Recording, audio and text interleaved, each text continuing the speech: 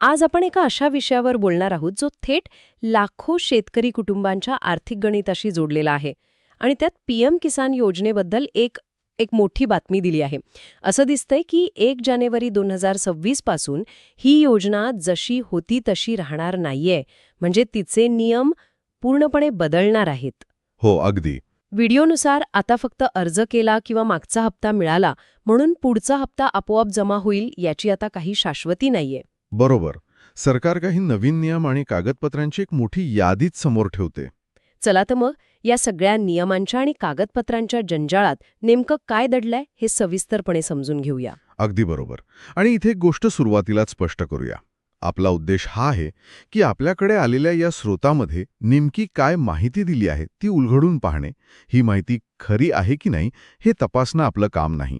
आपण फक्त स्रोतामध्ये काय दावे केले आहेत तेच मांडत आहोत. बरोबर. यात 5 नवीन नियम आहेत, 5 आवश्यक कागदपत्र आहेत आणि एका विशेष फॉर्मचाही उल्लेख आहे जो अनेकांसाठी डोकेदुखी ठरू शकतो.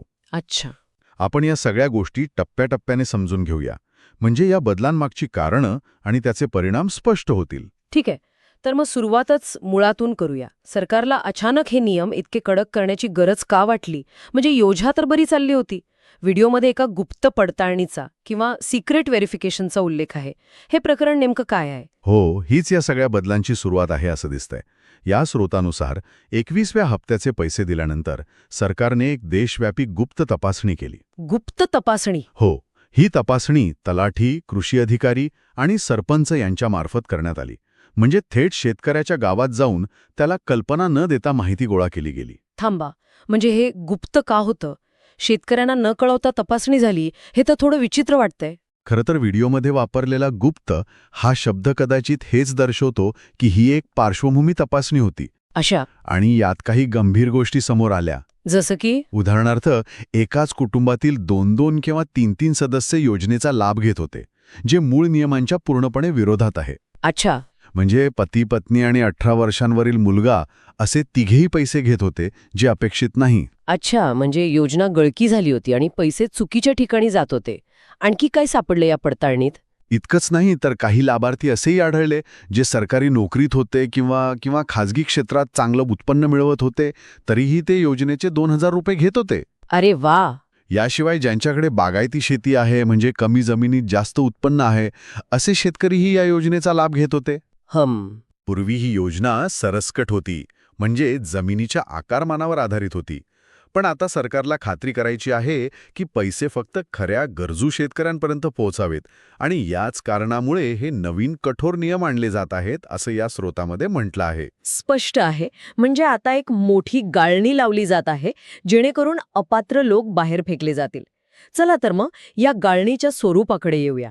व्हिडिओमध्ये 5 महत्वाच्या कागदपत्रांबद्दल सांगितलं आहे जी आता अनिवार्य असणार आहेत. सुरुवात पहिल्यापासून करूया. हो, ही यादी खूप महत्वाची आहे, कारण यावरच पुढचा हप्ता अवलंबून असेल असं स्रोतामध्ये स्पष्ट केलंय. पहिलं आणि सर्वात महत्वाचं कागदपत्र आहे farmer ID card. Farmer ID card? हे तर पीक विम्यासाठी आवश्यक होतं ना. आता हे सर्वांसाठी अनिवार्य का केलं जात आहे? बरोबर. आणि इथेच खरा बदल आहे. स्रोतानुसार हे कार्ड पूर्वी फक्त पीक विम्यापुरतं मर्यादित होतं, पण आता ते प्रत्येक सरकारी योजनेसाठी बंधनकारक केलं आहे. हे शेतकऱ्याचं एक प्रकारे युनिक आयडी बनेल. अच्छा. आणि केवळ अर्ज करून चालणार नाही, तर 31 डिसेंबरच्या आत हे कार्ड शेतकऱ्याच्या हातात असणं आवश्यक आहे. हातात असणं आवश्यक आहे. हो. जर फक्त अर्ज केला असेल आणि कार्डचा नंबर मिळाला नसेल, तर पीएम किसानचा हप्ता धोक्यात येऊ शकतो, असं यात स्पष्टपणे म्हटलेलं आहे. म्हणजे आता शेतकऱ्याची एक डिजिटल ओळख तयार केली जात आहे जेणेकरून सगळ्या योजना एकाच ठिकाणी जोडल्या जातील आणि सरकारला ट्रॅक ठेवणं सोपं जाईल. ठीक आहे, हे झालं ओळखपत्र. पण पुढचा नियम तर थेट शेतकऱ्याच्या खिशाला हात घालणारा दिसतोय. उत्पन्नाचा दाखला. तुम्ही अगदी योग्य शब्द वापरलात. दुसरा नियम आहे उत्पन्नाचा दाखला. आणि इथे एक मोठा धोरणात्मक बदल दिसतोय. पूर्वी योजनेची मुख्य अट होती 5 एकरपेक्षा कमी शेती असणं.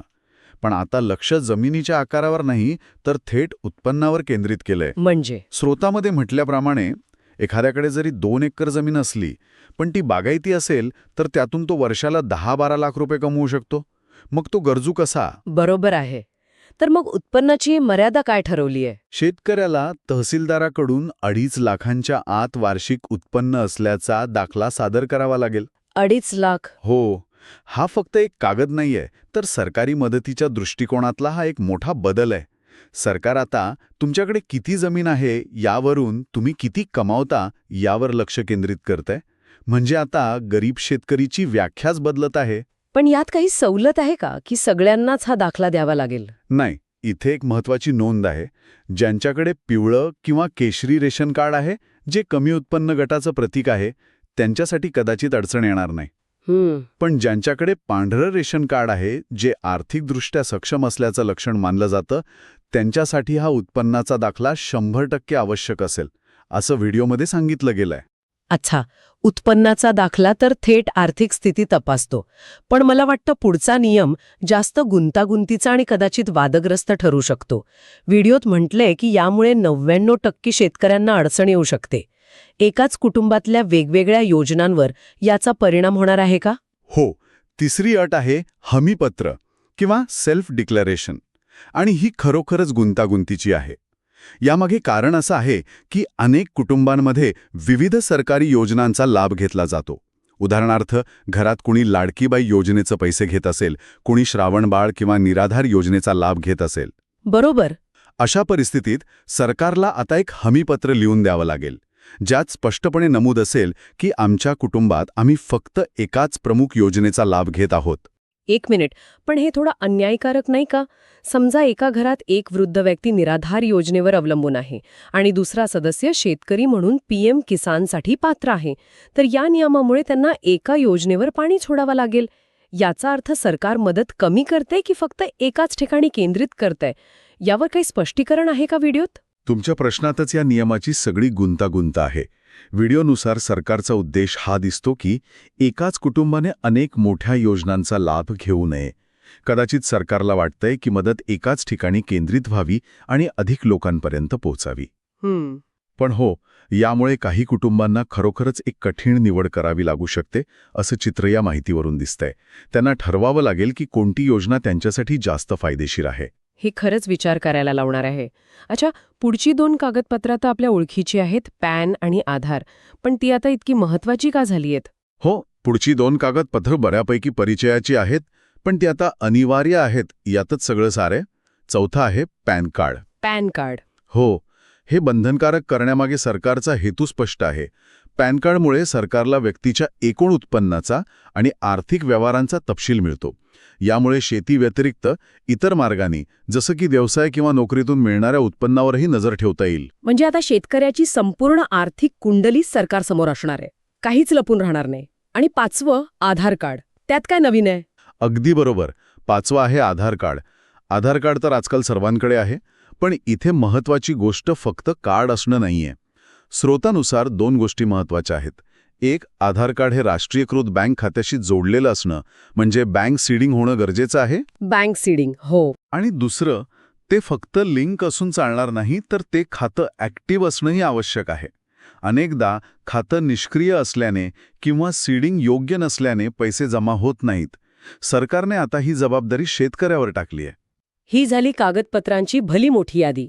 पण याशिवाय एका विचित्र नावाच्या फॉर्मचा उल्लेख आहे, suspected same family member verification form. हे नावच संशय निर्माण करणार आहे. म्हणजे आता सरकार प्रत्येक कुटुंबाकडे संशयाने पाहणार आहे का? तुम्ही नावावरून योग्य अर्थ काढला आहे. या फॉर्मचा उद्देशच नावामध्ये दडलेला आहे. सस्पेक्टेड सेम फॅमिली मेंबर म्हणजे एकाच कुटुंबातील संशयित सदस्य. अच्छा. सरकारने जी गुप्त पडताळणी केली, त्यात एकाच घरात 2-3 लोक लाभ घेत असल्याचं समोर आलं.